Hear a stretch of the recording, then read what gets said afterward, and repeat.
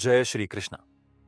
स्वागत है आपका हमारे चैनल पौराणिक पथ में, जहां हम आपको भारतीय पौराणिक कथाओं की अनसुनी और रोचक कहानियां सुनाते हैं।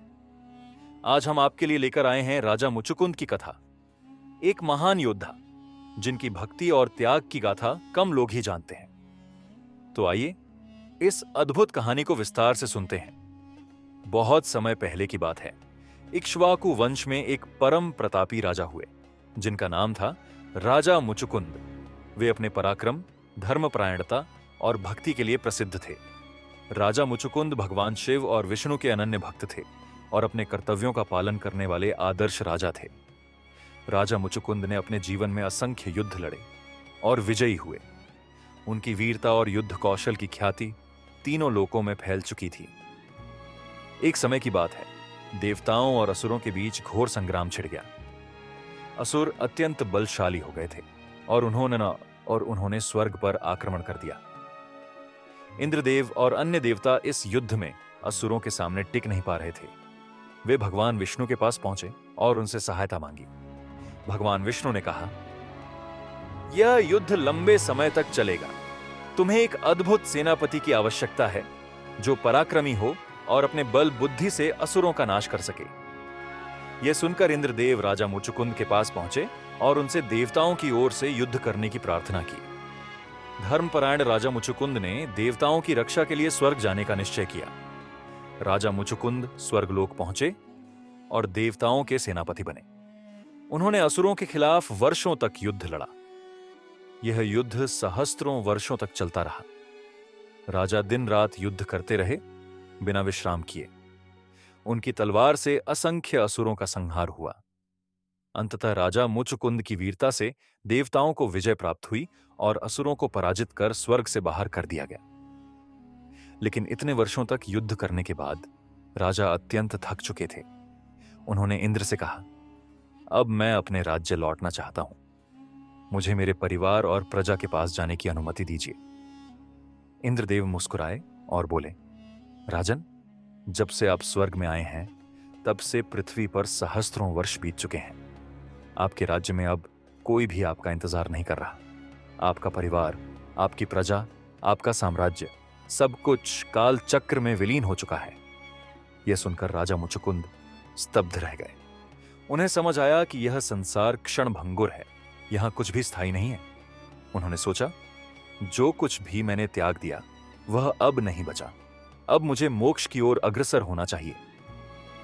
इंद्र ने राजा की महानता को देखते हुए कहा, राजन, आपने देवताओं की सहायता के लिए अपना सब कुछ त्याग दिया।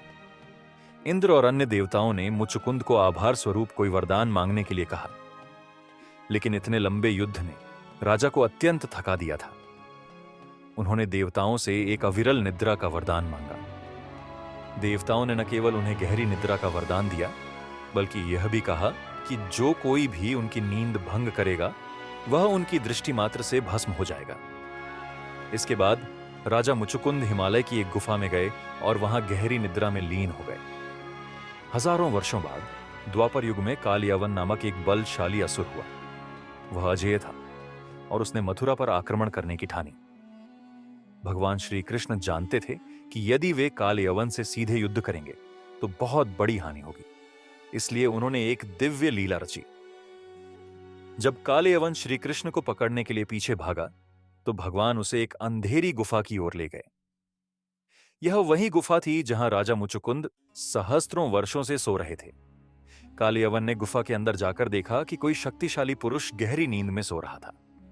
उसे लगा कि यह कृष्ण ही है, इसलिए उसने बिना सोचे समझे उस व्यक्ति को लात मार दी। जैसे ही राजा मुचुकुंद ने अपनी आंखें खोलीं, उनके वरदान के प्रभाव से कालयवन भस्म हो गया। जागने के बाद मुचुकुंद ने देखा कि युग बीत चुके हैं।